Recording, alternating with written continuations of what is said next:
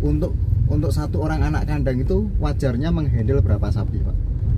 Rata-rata satu orang mampu memelihara, menjaga ataupun merawat maksimal 50 ekor. Di Ternak TV, Liputan Ternak TV.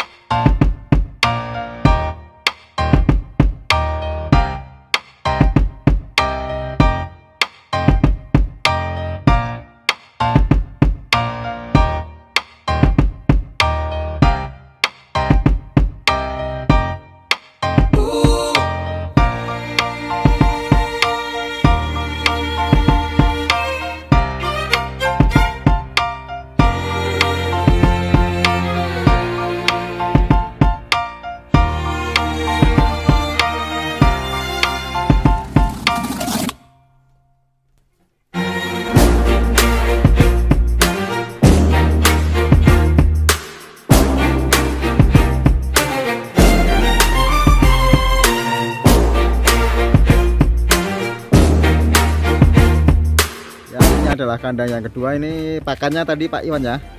Ini adalah pakannya seperti yang tadi, cuman mungkin cara pengolahannya yang agak berbeda. Nah, kalau kombinasi sama ini sedang dicampur ya. Ini pencampuran untuk segera diberikan kepada Ini sapinya. tadi yang coklat-coklat apa Pak Iwan itu? Ini bungkus kopra, bungkus sawit, konsentrat, semuanya sudah dicampur. Oke. Penggemukan. Nah ini kandangnya. Sekitar 250 sampai 300 ekor. Oke. Kita lihat di sini ada sapi besar katanya. Tuh. Oh ini bobotnya 800. 800. Oh, tinggi. Coba lagi. Oke. Kita lihat sapi.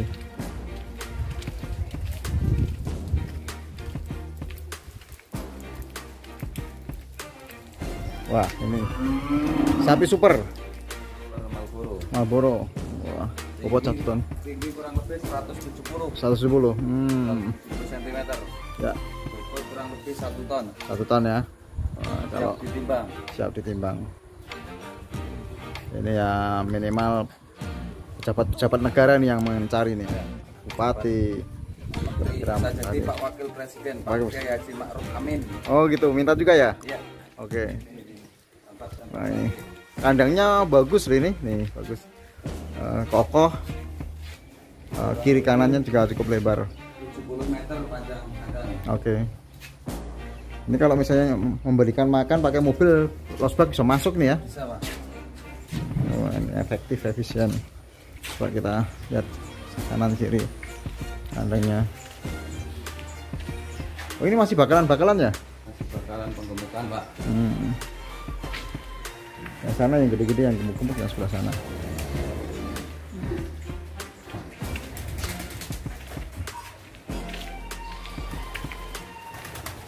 Betina sebelah kiri Pak.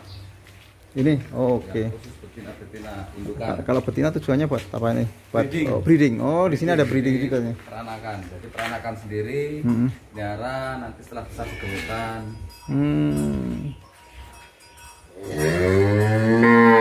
Wow, tuh. Indukan yang bagus. Sama satu jenis dengan yang 1 ton tadi. Oke. Jenisnya. Ini masuknya kategori apa nih? Simental. Oke. Sapi 1 ton. Tanduknya panjang 30 cm ya, sampai ya 20 sampai 30 lah ya, 25 ya. 25 lebih Pak. Lebih ya. Tuh. Sini. Cek lagi. Nah, kita udah habis keliling-keliling kandang, liatin sapi, dari sapi berbagai macam jenis sapi sampai yang sapi segede 1 ton. Kita masih bersama Ketua Aspin Lampung, Pak Ikhwanuddin. Salam Asbin, salam sapi. Wes, luar biasa. Gimana Pak Iwan, Pak panggilannya Pak Iwan. Ya, Nah, Pak Iwan Kurnia. ya, ada cerita lagi tentang mungkin kategori-kategori petani atau apa di Lampung ini ada berapa macam sih? Kalau di Jawa kan ada belantik, ada bakul, ada peternak ya. Di sini apa aja Pak Iwan? Misalnya rantainya kalau dari petani sampai pembeli itu biasanya ada apa saja gitu. Oke. Cerita dari ujung tombak dulu udah paling bawah. Ya. Dari hilir ke hulu. Pertama dari petani ternak ya yang memelihara sapi indukan. Biasanya petani ternak itu penyedia bakalan paling pokok untuk di Lampung ini adalah petani ternak yang dia mempunyai indukan 1 ekor, 2 ekor sampai maksimal kalau petani ternak di sini mempunyai 4 ekor sapi indukan. Nah, itu disebut petani peternak. Nah, hasil dari indukan itu tadi berupa pedetan jantan atau pedet betina, ataupun juga yang dijual ketika sudah agak lebih besar lagi, seperti istilah kami di sini ada pedet itu ada doro, ada dere. Dere. Untuk, apa bedanya untuk itu, Pak? betina? Oh, doro. Dere itu lebih kecil daripada doro. Kalau oke. dere belum siap kawin, belum siap diinseminasi. Tapi kalau doro sudah siap inseminasi atau siap kawin. Itu istilah-istilah sapi di sini. Kalau pedet di sini ada pedet istilah namanya bakalan atau bakal penggemukan gitu ya. Ada juga tanggung. Nah, tanggung itu lebih kecil lagi dari bakalan. Atau bibitan. Nah, kalau bibitan itu pedet yang kisaran angka di umur 9 bulan, 10 sampai 13 bulan itu namanya bibitan. Jadi tingkatnya pedet jantan itu bibitan, bakalan, tanggung, sampai siap bok. Nah, gitu. Itu yang membeli itu rata-rata di sini belantik. Kalau di daerah Pulau Jawa itu namanya di sana bakul, tapi kalau di sini belantik. Nah, itu biasanya di sini belantik itu mempunyai langganan masing-masing, baik itu petani penggemukan, pengebok, ataupun dia langganan petani ternak yang dia jual sapi betina yang sudah non produktif diganti menjadi yang produktif. Setelah gemuk di penggemukan, yang sapi bakalan tadi itu dibeli lagi oleh pengirim atau supplier sapi yang dia konotasinya ngirim ke pasti di rumah potong hewan ataupun di tempat pemotong hewan. Itu namanya supplier atau pengirim. Itu Pak. Sampai akhirnya ke jagal gitu ya. Ya, sampai akhirnya ke jagal. Ke rumah potong hewan. Itu secara rantai kerja. Berarti di sini ini banyak, kalau dari sisi di peternakan sendiri berarti kan ada pengusaha ternak dan pegawai, Iya, atau betul. anak kandangnya ya. Berarti kalau misalnya kita bicara satu peternakan, Pak, untuk satu orang anak kandang itu wajarnya menghandle berapa sapi, Pak? Kalau untuk penggemukan, kandang penggemukan yang sudah berjalan itu satu orang, kalau dia fokus di kandang penggemukan, rata-rata satu orang mampu memelihara, menjaga ataupun merawat maksimal 50 ekor dengan pakan fermentasi, atau dia tinggal ambil pakan, kasih pakan, bukan dia mencari pakan lagi, tapi pakan yang sudah tersedia. Dia nggak ngarit ya? Nggak ngarit lagi istilahnya gitu. Jadi benar-benar cuma itu. Berapa kali memberi makan sehari? Untuk teknis pemberian pakan itu sehari 3 kali. 3 kali. Mulai kerja itu dari jam 6 pagi. Jam 6 pagi mulai aktivitas kandang, dari mulai membangunkan sapi, memberi pakan sapi, terus membersihkan kotoran sapi, terus setelah itu memberikan minum sapi dan memandikan sapi selesai mungkin di kisaran waktu jam 9 pagi. Setelah itu sapi istirahat 4 jam, jam 1 jam 2 memberi makan lagi. Berarti selama menunggu itu si anak kandang tidak ada kerjaan gitu? Nggak ada kerjaan, bebas gitu. Oke. Bebas, boleh, atau ada kerjaan yang lain lagi, membetulkan atau memberikan apa ya, pemasukan buat dia itu kadang ganti tali sapi, kadang ngambil sapi, kadang mengeluarkan sapi gitu. Itu di luar gaji? Di luar gaji gitu. Terus jam 2 kasih makan, dia free, sore itu dibersihkan lagi, nanti malam lagi ngasih makan sekitar jam 8 malam. Gitu rutenya. Berarti biasanya anak kandang itu tinggalnya di dekat-dekat sekitar lingkungan kandang.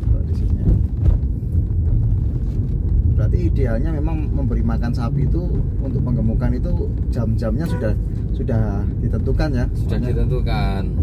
Jadi di situ ada jam istirahat, ada jam makan, ada jam dia apa bahasanya gayam itu mama Mia ya. Itu dari gayam dia butuh gayam. Ya. Tatkala dia waktunya gayam dia nggak akan bangun untuk makan. Tapi ketika sudah kita jam dari jam 6 sampai jam 7 pagi sudah kita kasih makan, selesai makan jam 8 setengah 9 itu kita ganti minum, kita mandikan. Setelah mandi dia istirahat, nanti jam 9 selesai itu dia mulai duduk gayem sampai tidur lagi. Di jam 12-an dia udah mulai bangun tuh, dia mulai minum, mulai mau makan lagi itu di sekitar jam 1 gitu.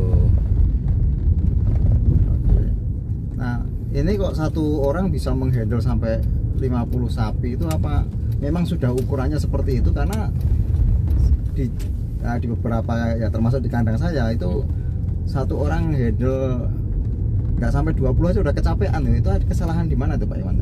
Mungkin di cara teknisnya Pak, teknis mungkin dari ketersediaan air, ketersediaan pakan cukup dekat dengan pakan, karena kan makan sapi satu itu kan cukup pakai satu bak ukuran 10 kilo itu Pak.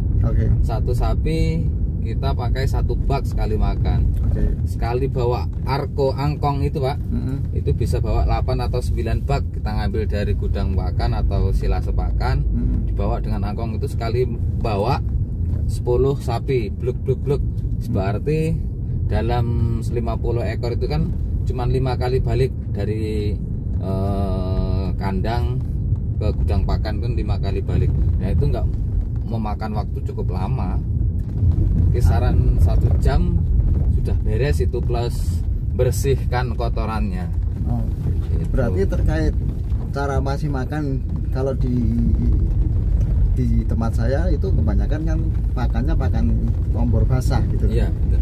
Itu mungkin yang bikin makanya jadi capek gitu. Kalau di sini tadi kita lihat kan banyak kan kering gitu. Kering gitu. Apa kira-kira perbedaannya basah sama kering atau mamel itu? Perbedaannya cukup nanti ketika di akhir waktu pemotongan. Ketika makan itu diberikan makan kompor atau makanan basah, itu kualitas dagingnya dia akan basah, kurang bagus. Tapi ketika makan udah fermentasi, sudah kering, itu bagus. Dan juga untuk nutrisinya itu akan sangat bagus apabila pakan itu menggunakan pakan fermentasi. Gitu. Dari tingkat ADG-nya juga akan lebih bagus ketika fermentasi. Kalau di sini rata-rata ADG bisa mencapai berapa Pak Iwan? Kita nggak bicara muluk-muluk. Untuk ADG bisa pencapaian tergantung bobot awal. Bobot awal masuk ketika bakalan sapi untuk siap masuk box itu di kisaran berat 350. Itu untuk adaptasi di waktu 1 sampai 21 hari itu kemungkinan ADG kita bisa 8 sampai 9 on di bulan pertama. Penyesuaian ya. Masuk di bulan kedua, bobot sapi yang tadinya 350 itu akan mencapai kurang lebih 380 sampai 390. Nah itu ADG-nya akan mengikuti. Semakin besar sapi untuk penggemukan, semakin banyak makannya semakin tinggi juga ADG-nya. Oke. Gitu.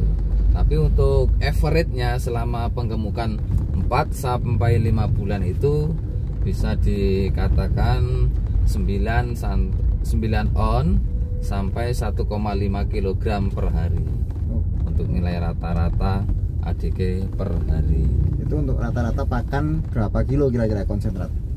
Untuk konsentrat sendiri kita biasanya kalau per ekor sapi menggunakan 6 kilo. 6 kilo ya? 6 kilo untuk di atas 400 kg bobot sapi. Berapa persen ya itu ya kira-kira ya? 6 kilo, 6 kilo itu kebutuhan pakan kering jadinya 30, berarti kurang lebih 20%. 20% dari bobot? 20% dari makan. Oh, dari makan. Dari jumlah pakan kering. Makan ya, kalau bobot untuk konsentrat. Tekor nanti. Iya, Kak. Enggak kemakan juga. Kalau untuk konsentrat mungkin kisaran 1 sampai 1,5% dari bobot hidup. Konsentratnya. Iya. Jadi tetap kombinasi ya, berarti pakan dari konsentrat, terus tadi yang apa namanya itu campuran dari beberapa apa tadi? Pakan jenis pakan yang makanan pokok. Fermentasi tadi. Iya. Terus hijauannya? Hijauan ada yang sebagian pakai, ada juga yang sebagian tidak pakai. Oke.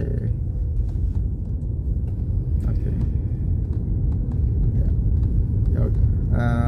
Mungkin itu dulu. Oke, Pak Iwan, nanti mungkin ada obrol-obrol lagi, kita sambung lagi. Udah banyak, udah lama, infonya luar biasa. Nanti sampai ketemu di obrolan selanjutnya, masih banyak yang akan kita bahas ini. Lanjut di part selanjutnya. Salam sapi.